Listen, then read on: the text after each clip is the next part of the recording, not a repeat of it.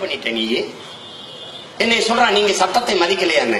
காவிரியில தண்ணி விடுன்னு நீங்க உச்ச நீதிமன்றம் சொல்லிச்சு, முடியாதுன்னு கன்னடம் சொல்றா. என்ன பண்ணிச்சு இந்த நாடு? இந்த நீதி அறிவார்ந்த என்னோட சொந்தங்கள் இருக்கிறீங்க.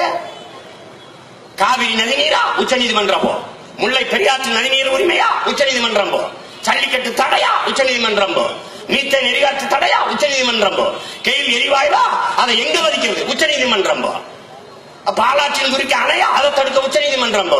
எல்லாத்துக்கும் நீதிமன்றம்னா பாராளுமன்றத்துக்கடா உட்காந்து பல்லாங்குழி ஆடுறது கடா. எதுக்குடா பாராளுமன்றம்? எதுக்குடா சட்டமன்றம்? 96 லட்சம் கோடி செலவு எதுக்குடா தேர்தல்? என்ன பதில் இருக்கு? யாத்த பதில் இருக்கு?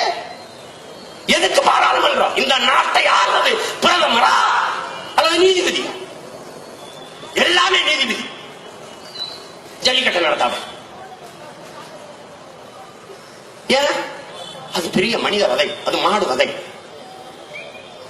எங்களெல்லாம் மடப்பைய மக்கள் நினைச்சுக்கிட்டு நீ மஞ்சள் குளிச்சுக்கிட்டு இருக்க. நீ ஜெயலலிதா கருணாநிதி முதலமைச்சரா இருக்கிறதானே நீ இந்த ஆட்டம் காட்டுவ. ஒரு நாள் நான் அங்க உட்காரும்போது நீ போடு தடைய, போட்டு பாரு, போட்டு பாரு தடைய.